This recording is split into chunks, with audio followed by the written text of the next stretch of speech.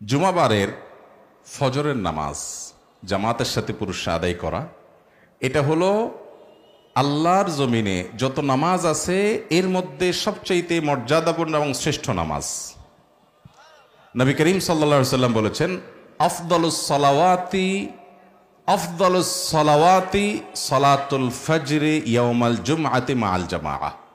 অর্থাৎ যত নামাজ আছে এর মধ্যে সবচেয়ে উত্তম নামাজ, শ্রেষ্ঠ নামাজ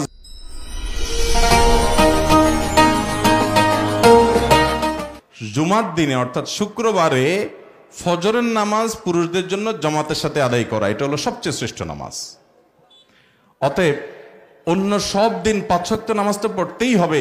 ফজরের নামাজের গুরুত্ব বিশেষ কারণে গুরুত্বপূর্ণ, কারণ মুনাফিকদের জন্য, যারা আল্লাহর খাতায় মুসলমান না, দুনিয়াতে মানুষ মুসলমান জানে, এই ভয়াবহ মার্কা এবং এই ভয়াবহ অপরাধের অপরাধী বা এই টাইপের মানুষগুলোর একটা বড় মার্কা হলো যে তাদের জন্য ফজরের নামাজ পড়াটা অনেক কষ্টকর হয়ে যায়। অন্যগুলা টেনে টেনে পড়লেও ফজর নামাজ পড়তে পারে না।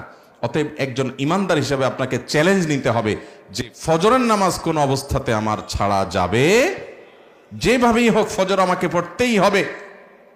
ভাইরা আমার, এই ফজরের নামাজের মধ্যে আবার সবচেয়ে গুরুত্বপূর্ণ ফজরের নামাজ হলো জুমার দিনের ফজরের নামাজ। এটা বিশেষ করে জামাতের সাথে মা বোনরা বাসায় পড়বেন, তাদের মধ্যে তামান্না থাকবে আল্লাহ আমাকে পুরুষ করলে আমিও এটা করতাম, আল্লাহ তাআলা তাদেরকেও সওয়াব দিবেন। তারা তাদের স্বামীদেরকে, সন্তানদেরকে, ভাইদেরকে, পরিবারের পুরুষদেরকে উঠায় মসজিদে পাঠায় দিবেন, তাদেরকে ফজিলত শোনায় দিবেন, বৃহস্পতিবার রাত্রে শোয়ার সময় মনে করায় দিবেন, শুক্রবারে ফজরের আগে আগে উঠায় দিবেন, তাদেরকে বের হতে সাহায্য করবেন। তাহলে সেক্ষেত্রে আদাল্লো ইলাল খাইরি কাফাইলিহি, ভালো কাজের পথ দেখাইছেন, সেই হিসাবে সে আজর এবং বিনিময় লাভ করবেন ইনশাআল্লাহ। তাহলে ভাইরা আমার, এই আমলটা যেন কোনোভাবে না ছুটে, এই চ্যালেঞ্জটা আমাদেরকে নিতে হবে। আপনি যদি একটা সমাজের ক্রিম মুসল্লি দেখতে চান, একটা এলাকার এ ক্লাসের, আফার ক্লাসের ভিআইপি মুসল্লি, আল্লাহর কাছে যারা ভিআইপি, এরকম মুসল্লি দেখতে চান, পুরো এলাকার মধ্যে সবচাইতে উঁচু দরের ইমানদার দেখতে চান, তাহলে ওই এলাকার ফজরের নামাজের সময় মসজিদে চলে যান। ফজর নামাজে যারা হাজির হয়েছে এই পুরুষগুলো হলো এই এলাকার ক্রিম মুসল্লি, এরা হলো আফার ক্লাসের মুসল্লি, এরা হলো সবচেয়ে গুরুত্বপূর্ণ ইমানদার। কথা কি বুঝাতে পারছি? অথচ আমাদের সমাজে দেখবেন জোহরে, আসরে, মাগরিবে, এশায়, অন্যান্য নামাজে মুসল্লি যাই হোক না হোক, ফজরের সময় কিন্তু মুসল্লি সবচাইতে বেশি থাকে, কম থাকে। অথচ ফজরের সবচেয়ে বেশি মুসল্লি হওয়ার কথা, কারণ জোহরের সময় আপনি বাজারে গেছেন, আপনি খেতে খামারে গেছেন, আপনি দোকান খুলতে গেছেন, হতে পারে। মাগরিবের সময় আপনি ব্যস্ত আছেন, অন্য জায়গায় গেছেন, হতে পারে। ফজরের সময় তো সব এলাকাতে আছে, সব তো মসজিদে আসার কথা, কাহিনী কি? মসজিদে তো আসে না। অতএব ভাইরা আমার, ফজরের নামাজ প্রতিদিনই গুরুত্বপূর্ণ, এটা ইমানদারের আলামত। ফজরের নামাজে আসতে না পারা মুনাফিকের আলামত।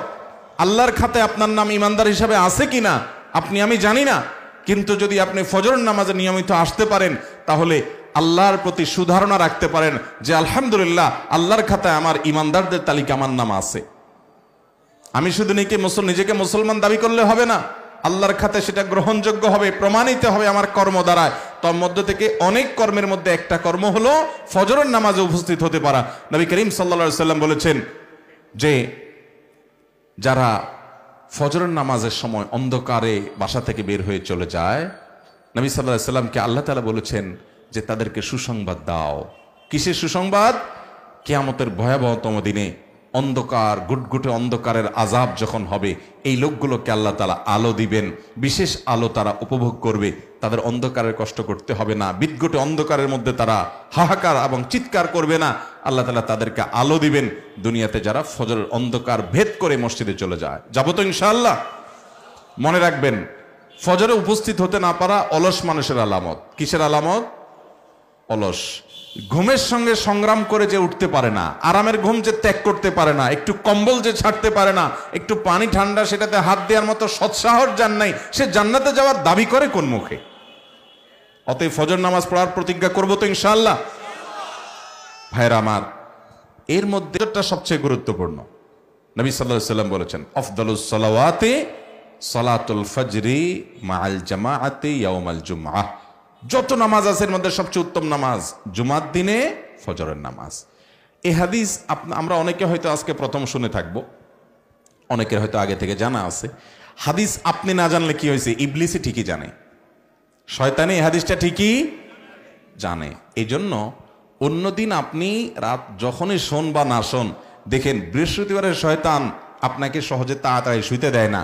বলে যে আরে কালকে তো শুক্রবার, সকালে স্কুল নাই, মাদ্রাসা নাই, তারপরে যে অফিস আদালত নাই, দোকানপাট নাই, সবকিছু বন্ধ, অন্য সপ্তাহের 6 দিন যা তা, আগামীকালকে তো সকালে লম্বা ঘুম এমনি দেওয়া যাবে, অতএব আজকে রাত্রে টক শো, মিষ্টি শো, নাটক, সিনেমা, শয়তানি শো, যত যা আছে, এমনকি নেক্সুরোতে ধোকা, আপনার ইউটিউবে ওয়াজ দেখা, এটা করা সেটা করা, এগুলা করতে করতে দেখবেন অন্যদিন যদি আপনি 11টায় শোন তো বৃহস্পতিবার দেখবেন 12টা 1টা বেজে যায়। ঠিক না বে ঠিক? কারণ শুক্রবার সকালের ফজরে আপনি উপস্থিত হতে পারলে আপনি সবচেয়ে শ্রেষ্ঠ নামাজের নামাজি হয়ে যাবেন, এটা তো ইবলিস হইতে দিবে না। এই জন্য দেখবেন বৃহস্পতিবার রাতে অবহেলা করে শোয়ার একটা বদ অভ্যাস আমাদের অনেকের মধ্যে আছে। মোহতারাম হাজিরিন, এটাকে জয় করতে হবে, এই চ্যালেঞ্জ নিতে হবে যে জুমার দিন মসজিদে গিয়ে ধীরস্থিরতার সাথে সুন্দর করে আল্লাহর সামনে সালাত নিবেদন করব ইনশাআল্লাহ। ভাইরা আমার, এই ইবাদতগুলো আমাদের সাথে যাবে ভাই, দুনিয়ার চাকচিক্য কিচ্ছু যাবে না ভাই, সব থেকে যাবে, আমার সাথে আমার আমলটা যাবে। হিম্মত করবো তো ইনশাআল্লাহ, নিয়ত করলাম তো ইনশাআল্লাহ।